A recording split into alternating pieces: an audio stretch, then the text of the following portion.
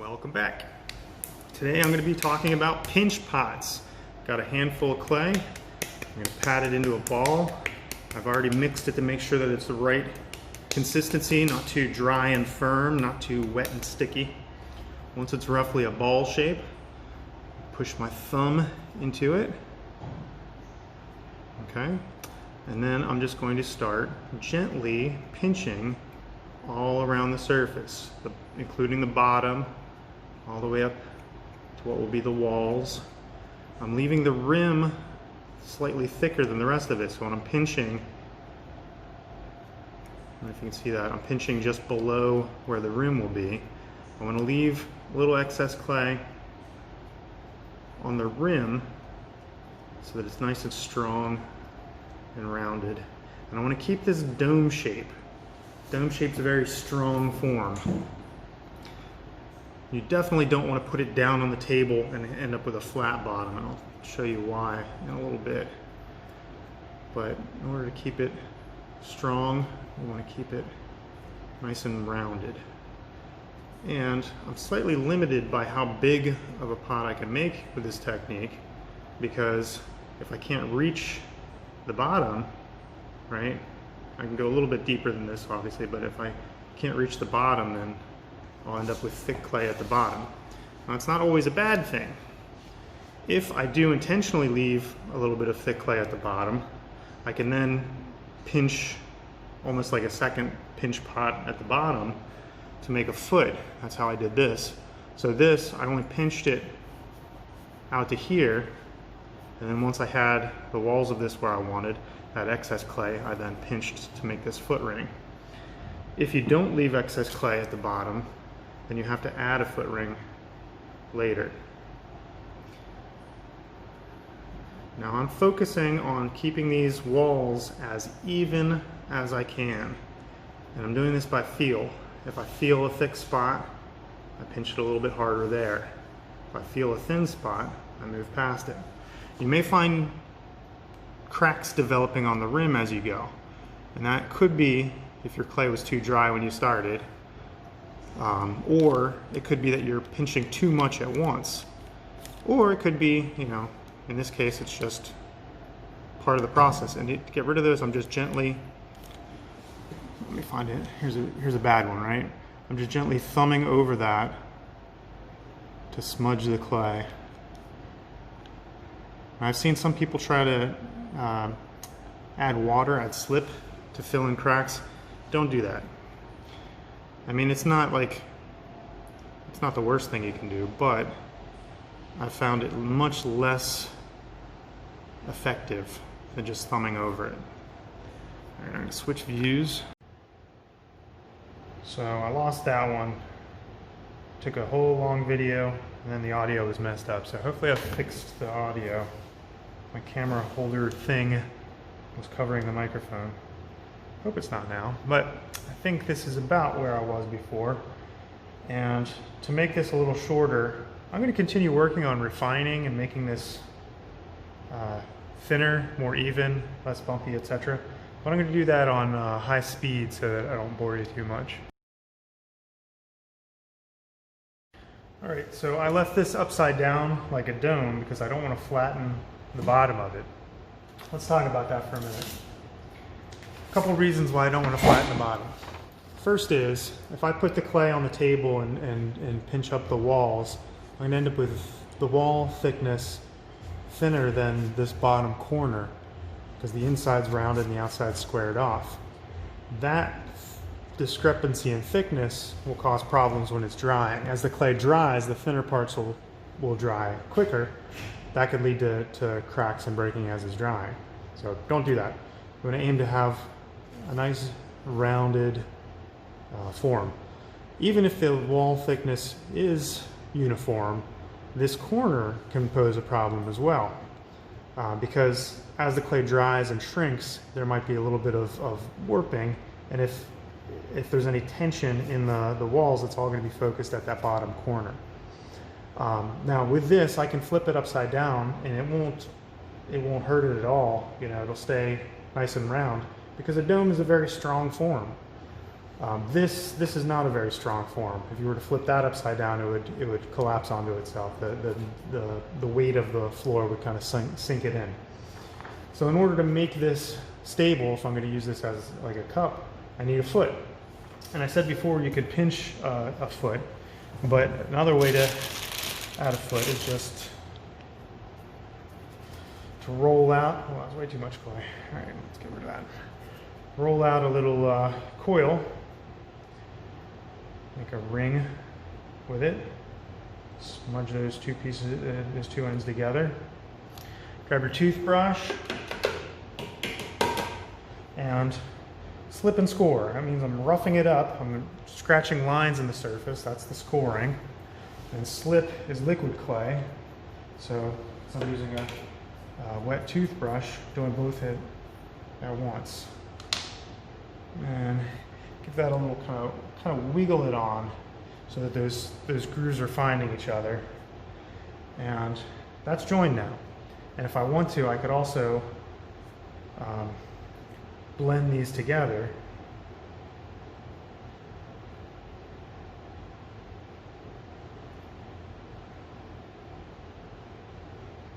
And that makes it join stronger as well because it's joining more surface area. Now when I flip it over, it sits level. Now if I want to make this into a teacup or a cup like this, then I'm going to need a handle. I'm going to show you a couple different handles.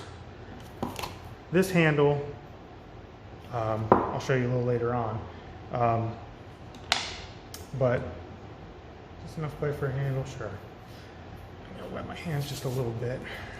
Okay, I'm going to roll this into a tapered coil. Tapered meaning it's thicker on one side and it gets a little bit thinner towards the other side. I'm going to take the whole thing and drop it on the table. That flattened what will be the inside of that handle. I'm going to take my little sponge, oh there it is, my little sponge, and holding it between my middle finger and my thumb, those are going to act as guides along the sides of the handle, and then my index finger is going to put pressure on the middle of the sponge. So, and I'm just going to swipe over it like that. Like that. I'll do that a couple of times. And you see how that makes a kind of a rounded ridge down the middle. That fits in your hand real well when you're using it as a handle. Now, I'm going to there's excess clay up here that I'm going to get rid of. I just slice it off like that. And to join this, I don't want to put this on the side of the pot and then smudge the clay from the handle onto the mug because that'll create a thin spot around the top of the handle. To avoid that, I'm just going to tap on this clay at the end.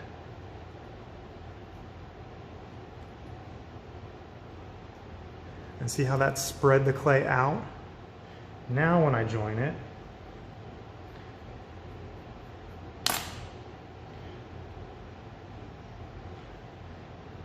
then when I smudge that on there, I'm not thinning it out. And then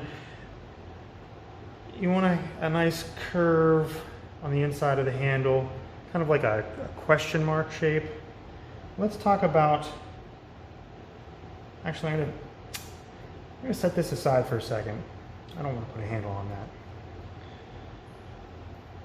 Let's talk about some of the parts of, kind of the body parts of a pot. With a cup, if it's a drinking cup, the most important part is going to be the rim or the lip, because that's the part you actually put to your mouth. If it's rough or jagged, it's not going to be very pleasant. If it's squared off, it's not going to be as nice. I like a nice rounded rim because that's just more comfortable. The handle needs to be big enough that you can put your hand into it. I have seen a lot of people making these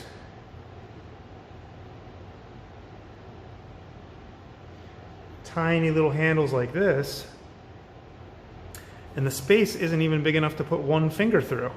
So it's a completely non-functional handle. the negative space inside that handle should be a nice curve as well. You don't want it to be rough or misshapen. You want the handle's proportion to be, it needs to be in proportion to the cup. In other words, this one actually I think is a little bit too big for the form. I should have made it a little bit smaller. I was trying to make a 3-finger handle, but you know, for this form I should have made it a little bit smaller, I think. But you know, if it were even larger than this, it would just look goofy. And if it's too small, you know, it needs to be in proportion. So, you know, what I find is just like holding it up and looking at it and saying, do I need to cut some off? You know, before you make the decision to actually join it. The belly of the pot. You want the pot to be able to hold a lot of tea or coffee or whatever you're going to drink out of it. So, excuse me, having that rounded form, you know, the most volume you can have for a given surface area is a sphere. So this being like a half of a sphere, that's going to hold more than if it were cylindrical or any other form. And then the foot. The foot is the part that keeps it from spilling, from rocking over. Now there are also some elements of art that we are, you know, if you are keeping them in mind, you'll have a nicer looking. So these are all the functional things, but for the actual design of it, line form, texture, and space are just 4 of the elements of art that I want you to be aware of. So line could mean like sgraffito. If I use this tool to just scratch lines, little swirls and little patterns and things like that, that's one way to think of it. But when you use the word line in pottery, generally what you're talking about is the line of the pot. In other words, from the rim to the foot, on the outside edge, the profile line of it. And having a profile line that has graceful, smooth curves just makes it a nicer looking pot. Form is the 3-dimensional shape of it, okay? The way that it fits in space. So having an elegant line creates a more interesting form. Texture is the surface quality of it, how it feels, essentially. So smooth is a texture. You know, I can spend more time smoothing the surface of this. Oops, a little crack there. I can spend more time smoothing the surface and it'll look nicer. Or I can add a texture, like I did with this, just kind of scratching lines in it with a tool. Or you can create a faceted texture. I did a faceted texture on this. You know, the ways that you can mark the clay to create a texture is limitless, you know, as much as you can imagine. And then space. Space, obviously the form takes up space, but the negative space also has to be considered. So the shape that's on the inside of this handle, not just for the function of it, you know, the fitting in my hand, but for the look of it as well, having a nice graceful curve there. The negative space on the inside of this, obviously that's the part that holds the food or beverage, but having a nice smooth curve in there helps as well, visually. All right, so I think I'm going to do something slightly different from this. I'm going to do another pinch pot and show you how to pinch a foot rather than adding a coil for a foot. But to make it go quicker, I'll turn on fast camera mode.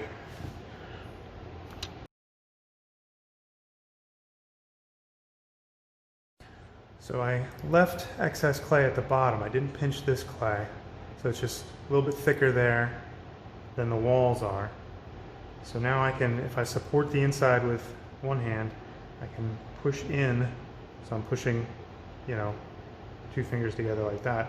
And then I can start to pinch around the bottom and make a foot ring this way. So this is another way without adding clay. And then of course I'd want to go back and make sure that it's even thickness throughout. And that's yet another way to make a foot ring. I made it pretty narrow on that, but I actually have another idea. If I don't want to make teacups, maybe I want to make bottle or a vase form, I can join two pinch pots together. So I'm going to slip and score on both of them.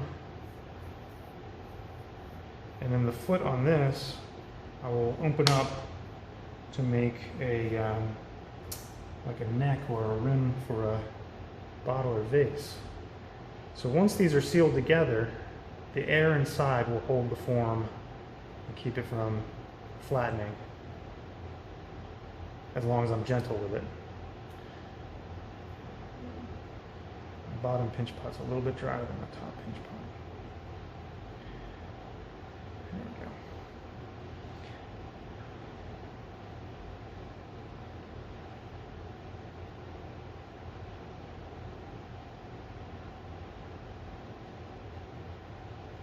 So I don't want to open up that opening yet.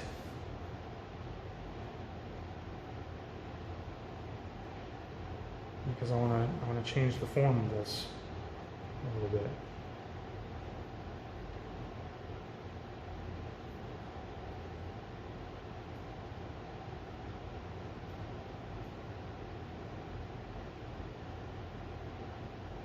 So one way to do that is to kind of paddle it gently with the wood rib. And see how that, it flattens the bumpy finger mark texture. It makes it a smoother texture. It also compresses the clay, makes it a little bit stronger, sturdier.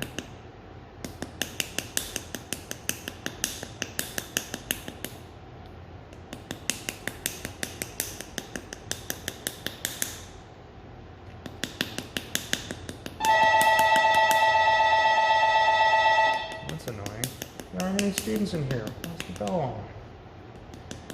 I'm not even going to edit that out.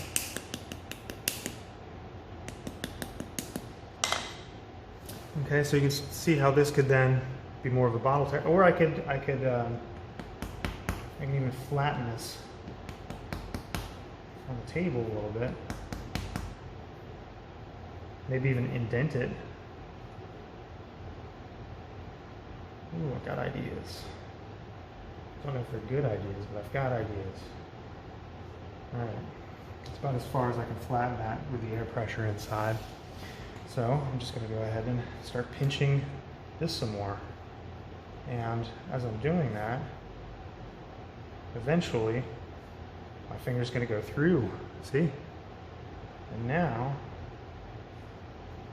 that excess clay that had been the foot ring is a bottleneck. How cool is that? I can pinch the rim of this to make a neck.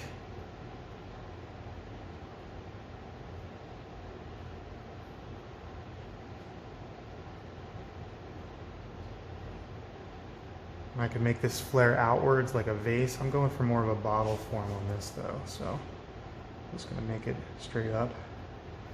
And then refine this. Now because this is a little bit dry, that's why I'm getting these little surface cracks. I don't want to wet the clay too much. I just want to take barely wet sponge and go over it, and that will smooth out those little tiny cracks. My hand is wet. There we go. So then I can continue to refine this bottleneck. Thin it out.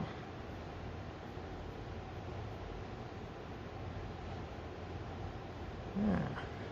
I was saying before that I could make these indents go even further. I think I do want to try that. I don't want to go too much at once because this no longer has the trapped air to keep it from flattening.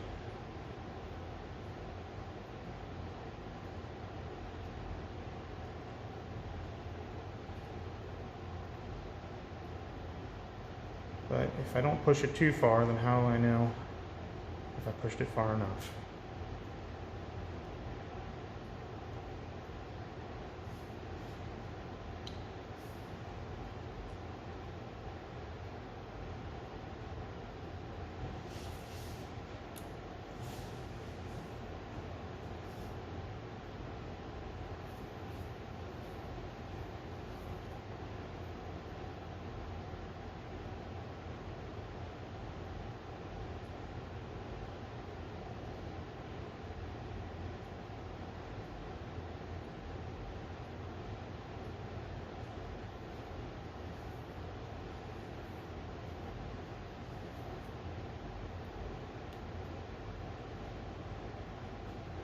almost there.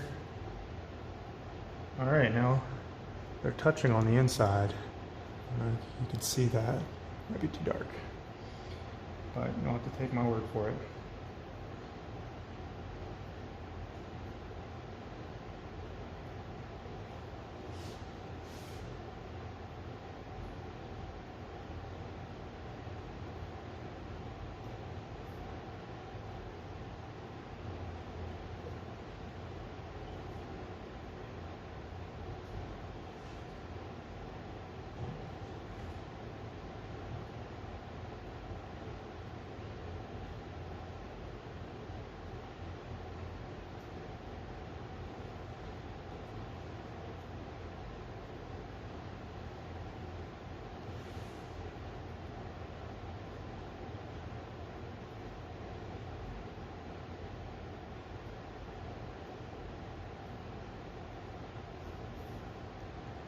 Thing I'm going to try to do now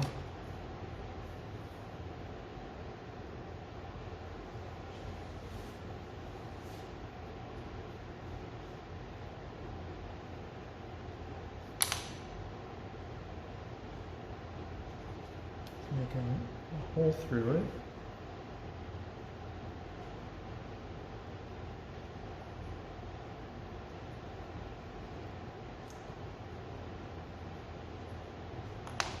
So that my bottle shape will be a donut shape. How cool is that? Or, no, seriously, I'm asking, how cool is it? I'm not sure. It was just an idea that occurred to me and I went with it.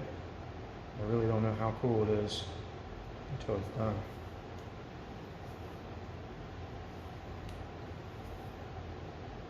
I'm just making this up as I go.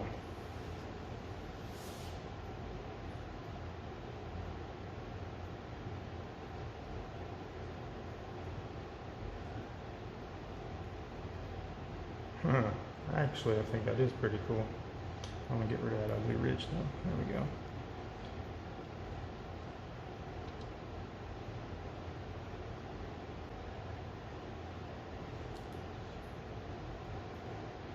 Alright. I think I want to give this a little bit of a lip at the top as well. Just to visually differentiate the lip from the neck. A lot of body parts on these, right? Got a lip, you got a neck. Because we have a neck, we now have a shoulder. Got a belly, got a foot.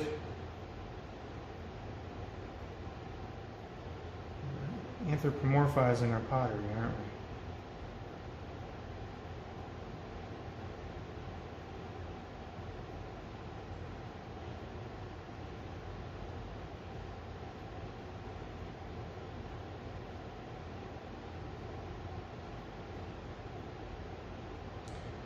And I think that'll be the end of this part of this video. I do have just a couple more things I want to show you. So, for example, if I wanted to make an enclosed form that's not a sphere, but more of a elongated football form, go to hyperlapse.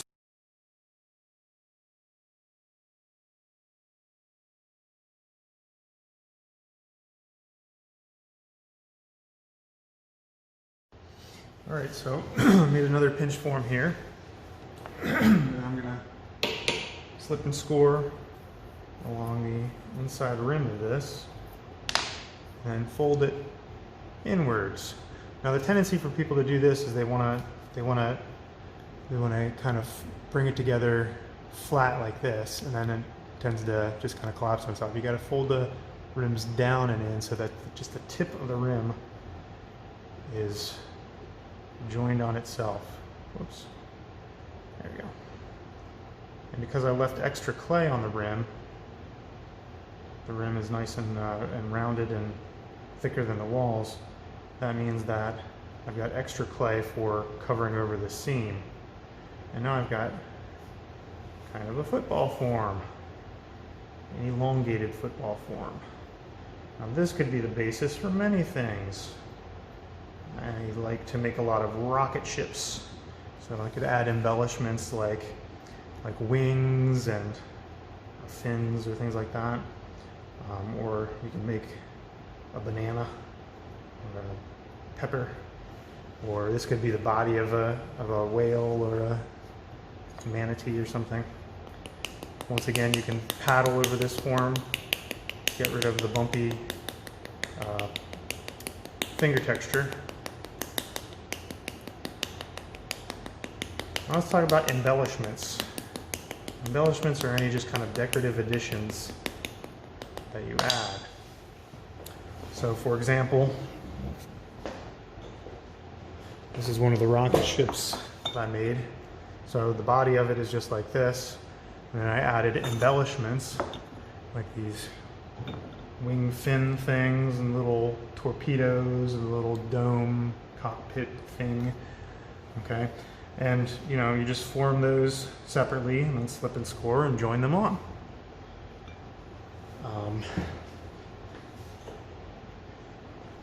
This was just 2 pinch pots joined together, and then I flattened one side and rounded the other side and rolled it into more of the cylinder. If I look on the inside, I don't know if you can see, but you can see the seam from the 2 pinch pots joined together on the inside. You can definitely feel it. Okay, and then I added embellishments. I added these little blocky arms and eyes to make this goofy little robot coin bank thing. What other embellishments? I said the thumb rest is an embellishment. On this one, the handle, instead of making it round, I made a square between my fingers. So there we go, like that. So I was pinching it on 4 sides and just pinched it along there to make a square handle. And then the texture of this, I just used the fettling knife to cut flat planes. I did that when it was almost leather hard. That made the whole cup lighter because I was removing clay, but it also made this faceted kind of jewel-like, there's a good angle, that kind of texture to it.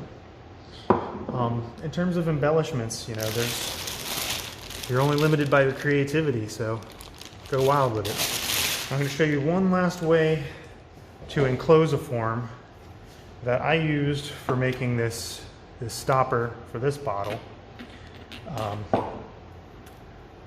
So if I wanted a smaller item, smaller form, I wouldn't necessarily need to make 2 pinch pots or even to join it rim to rim.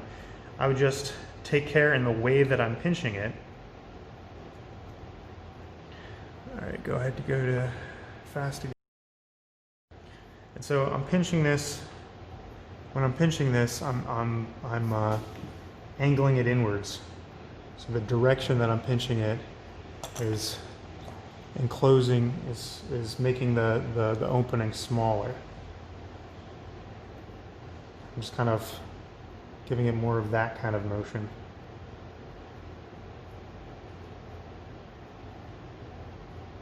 Now if I try to push this closed, it just makes it go wide the other way, right? But if I surround the clay so that I'm basically pushing the clay towards itself at the rim. So if I can do that, I can enclose that even more. But it tends to want to wrinkle where the clay is moving over itself, so I have to go back and re-pinch that clay to smooth out the wrinkles, which then widens the opening a little bit. So it's a back and forth between enclosing and then pinching and then enclosing and then pinching. So you can see how that, if I wanted to make a stopper, I could form this outwards a little bit more. It's kind of big for that bottle. But if I wanted to make a sphere, maybe it's going to be the head of a panda bear or, an animal or something like that. I'm just pushing it inwards, and eventually, little by little, eventually it closes. Once it's closed, seal it up real good. Then I can paddle this into whatever form that I wanted it to be. You know, make it kind of a flying saucer form, or I could roll it on the table gently. Oops.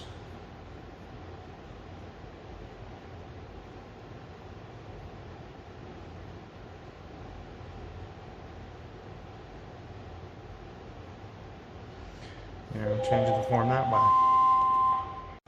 So if I wanted this to be a sphere, I could carefully paddle this to make it round. You know.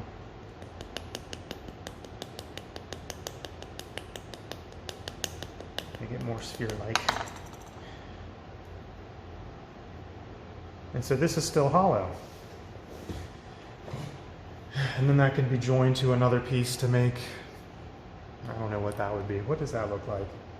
That's just kind of abstract at this point, but, you know, maybe.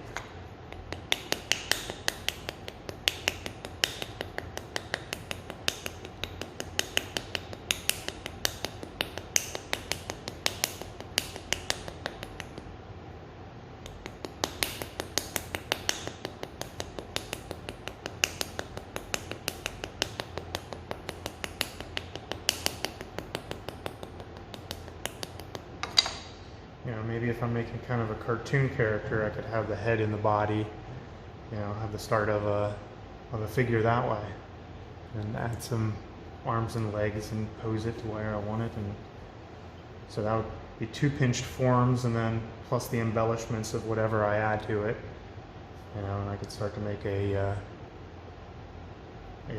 figure. So I think I've shown you enough examples and enough techniques that hopefully I've given you some ideas.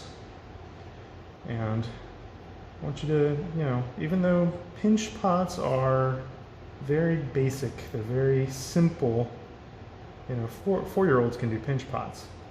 However, to make interesting forms and interesting artwork, that's something that takes time and practice. And the more time and practice, the more you refine those skills, the more interesting and more skillful your artwork will be. Alrighty, so thanks for joining me, and I will see you next time. Bye.